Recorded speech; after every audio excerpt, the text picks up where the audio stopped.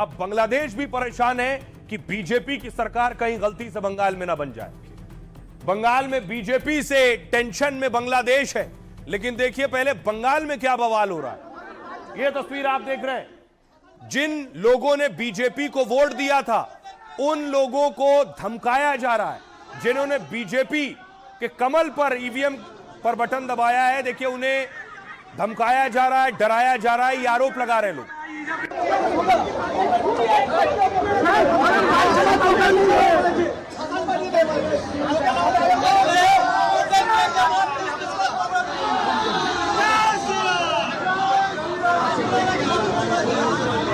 ये फाल्टा की तस्वीरें देख रहे हैं, फाल्टा वहां जहां से जहांगीर खान आते हैं और आरोप लगाया जा रहा है कि टीएमसी के लोग धमका रहे हैं, ऐसा आरोप है।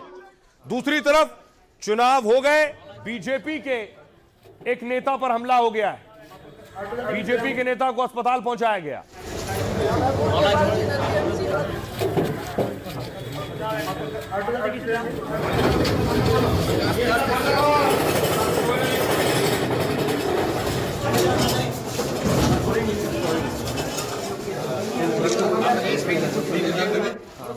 चुनाव के बाद सिर्फ इतना ही नहीं, एक और बहुत बड़ा बवाल हुआ।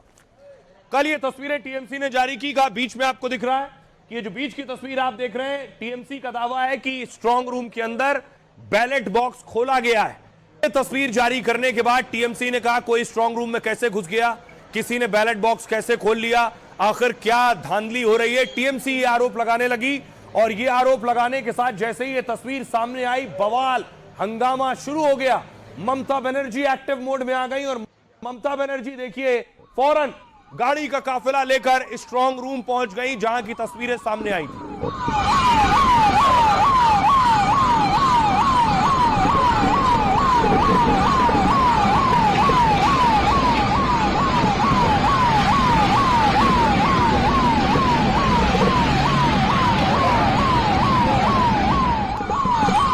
अब ममता बनर्जी स्ट्रांग रूम पहुंच गई तो बीजेपी ने बवाल काट दिया। शुभेंदु अधिकारी के करीबी पुलिस से बहस कर रहे थे कि आखिर आपने ममता को क्यों जाने दिया।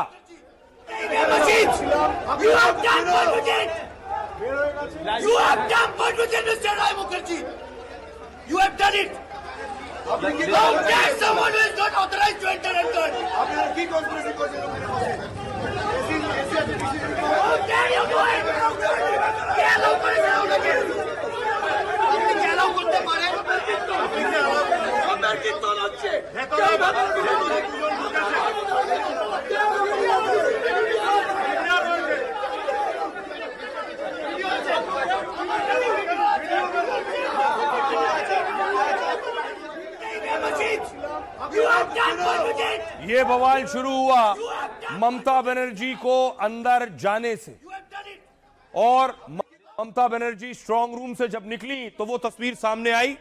ममता बनर्जी जब बाहर आ रही थी, बाहर अंदर गई थी देखने के लिए कि क्या हुआ है। दीदी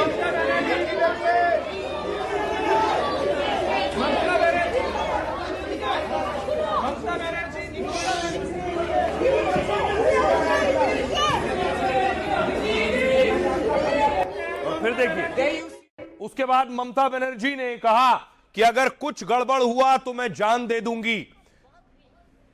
इतना टॉर्चर हुआ, हमारा एजेंट को इतना अरेस्ट किया, इतना वन साइडेड हुआ, उसका बाद भी अगर ऐसा ईवीएम मशीन को लूट करने के लिए, अगर काउंटिंग लूट करने के लिए कोई कोशिश करे तो हम जिंदगी मौत एक का टर्म लड़ेंगे, तो हम जिंदगी मौत एक का टर्म लड़ेंगे। लेकिन ये तो ठीक नहीं है।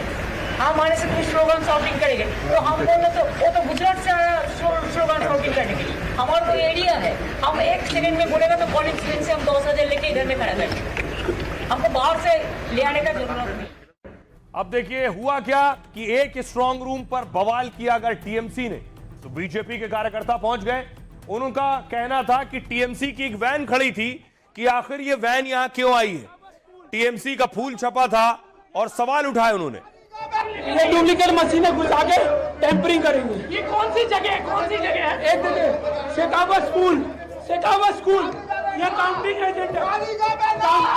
काउंटिंग सेंटर के बाद टीएमसी का गाड़ी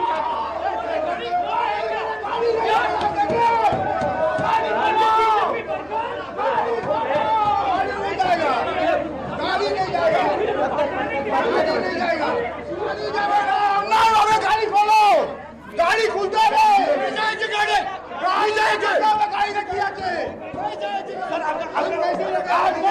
सीखना है आपको बेचारे सीखना अक्सर मेरा भविष्य का क्या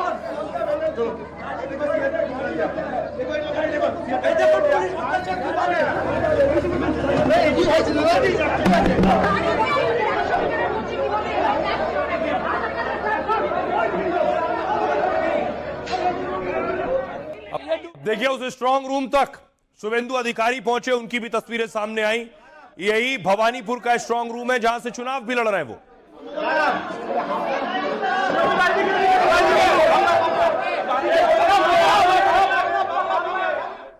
तो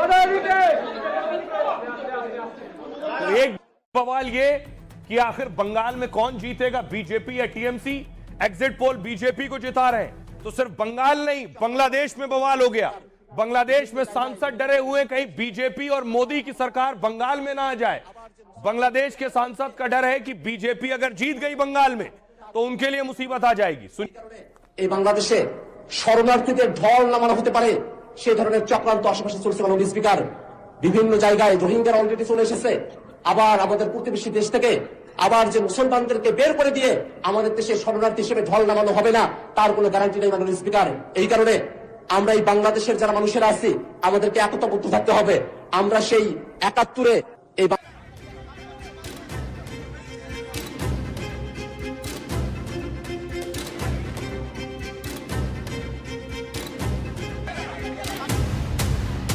बंगाल में बवाल गली गली है और दीदी के मोर्चे पर जबरदस्त खलबली है। उन्हें स्ट्रांग रूम में साजिश नजर आ रही है। ज्यादातर एग्जिट पोल ने बीजेपी की सरकार बनवा दी है और टीएमसी की नींद उड़ा दी है। हालांकि 15 साल से सत्ता में बैठी पार्टी बार बार एग्जिट पोल के नतीजों को खारिज कर रही है, लेकिन घबराहट तो है। हड़कंप सिर्फ बंगाल में नहीं है बल्कि बांग्लादेश में भी है। एक सांसद की सांसें फूल रही हैं, कह रहे हैं कि एग्जिट पोल में बीजेपी की बढ़त उनके देश के लिए टेंशन वाली बात है। वाकई टेंशन वाली बात तो है। बीजेपी आएगी तो कांगलुओं को यानी बांग्लादेशी घुसपैठियों को वापस जाना होगा। আবার আমাদের প্রতিবেশী দেশ থেকে আবার যে মুসলমানদেরকে বের করে দিয়ে আমাদের দেশে শরণার্থী হিসেবে ঢল নামানো হবে না তার কোনো গ্যারান্টি নেই মাননীয় স্পিকার। এই কারণে আমরা এই বাংলাদেশের যারা মানুষেরা আছি আমাদেরকে একতাবদ্ধ থাকতে হবে। बंगाल चुनाव के एग्जिट पोल का भौकाल बांग्लादेश तक है। वहां डर तो है, डर अच्छा भी है, लेकिन यह डर बना रहेगा। इसके लिए थोड़ा इंतजार करना होगा। मैं आपको बताऊं बंगाल में क्या हो रहा है, क्यों हो रहा है, उससे पहले देखिए जरा बांग्लादेश में क्या हो रहा है। बंगाल के 8 में से 6 एग्जिट पोल में बीजेपी की जीत का अनुमान है। एग्जिट पोल के अनुमान से ही बांग्लादेश के सांसद डरे हुए। बांग्लादेशी सांसद अख्तर हुसैन ने अपनी संसद में बयान दिया कि बीजेपी सांसद निशिकांत दुबे ने अख्तर हुसैन का वो वीडियो शेयर किया एक्स पर। बीजेपी की पश्चिम बंगाल की जीत घुसपैठ को रोकेगी और बांग्लादेशी मुसलमानों को भगाएगी, ये खतरनाक होगा, ये बांग्लादेशी सांसद कह रहे हैं। वो कह रहे हैं अगर पश्चिम बंगाल के एग्जिट पोल में बीजेपी की जीत दिखाई दी और अगर बीजेपी वहां सरकार बना लेती है तो वो सभी कांगलू लोगों को बांग्लादेश में ढकेल देंगे।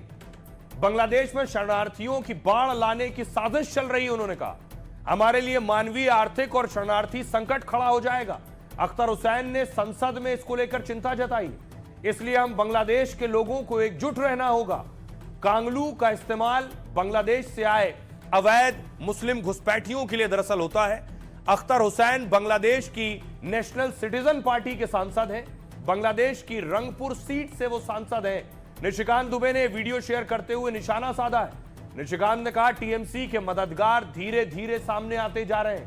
जो इस प्रकार के बयानों से साफ हो रहा है बंगाल चुनाव में घुसपैठ और नागरिकता का मुद्दा जोर शोर से चलाया गया। 4 मई को काउंटिंग के बाद इस मुद्दे पर घमासान और बढ़ सकता है। आइए अब आपको सुनवाता हूं, सांसद को सुनिए जो बांग्लादेश की संसद में खड़े होकर कह रहे हैं कि बंगाल में बीजेपी की सरकार आ गई तो हमारे लिए परेशानी बढ़ जाएगी। सुनिए।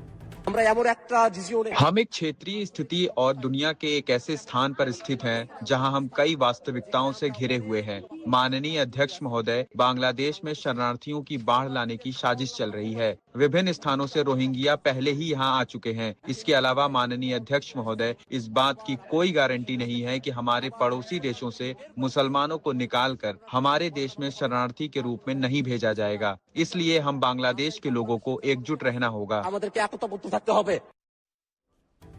अब देखिए जरा, अब एक तो बांग्लादेश की बात हो गई। बांग्लादेश को डर है कि जो घुसपैठिए हैं उन्हें वापस ना भेज दिया जाए।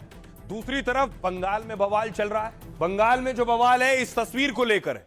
यह तस्वीर जो टीएमसी ने जारी की और कहा कि बैलेट बॉक्स के साथ इसमें छेड़छाड़ हो रही है।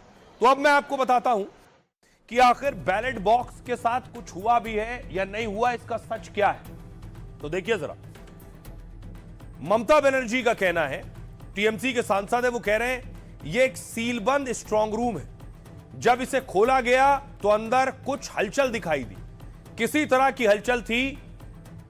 इसके बाद समिक भट्टाचार्य कह रहे हैं, अध्यक्ष है बंगाल बीजेपी के, अगर बीजेपी ये सब कर रही है, अगर इसके पीछे कोई साजिश है तो इस बारे में बात करने के लिए सुप्रीम कोर्ट के दरवाजे खुले। उनके पास भी काला कोट है, इसलिए वो खुद भी जा सकते हैं। डोला सेन कह रही है, हमने वही वीडियो शेयर किया जो चुनाव आयोग दिखा रहा है।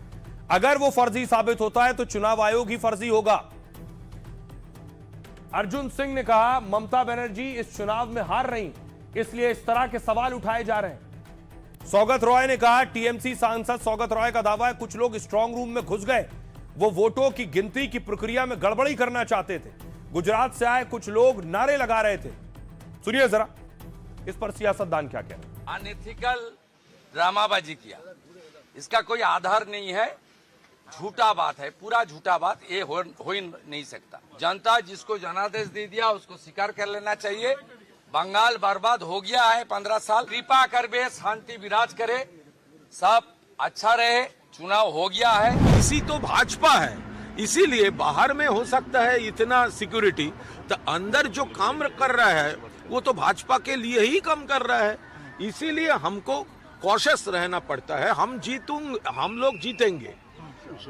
ममता बनर्जी वापस आ रही है with huge majority. Trinamool Congress की जो मांगे है या जो भी उनका एलिगेशंस है, वो सारे एलिगेशंस इलेक्शन कमीशन ने प्रूव कर दिया कि ये एलिगेशन सही नहीं है। और ये एलिगेशन तृणमूल कांग्रेस दे रहा है, मतलब तृणमूल कांग्रेस मान चुका है कि उनको आगे आने वाले समय में ऑपोजिशन पार्टी का भूमिका निभाना है। जो जगह इसके पहले तक भी कैमरा देख सकते थे, हर कोई पॉलिटिकल वर्कर या प्रेस भी देख सकती थी, अब उस पे पाबंदी है।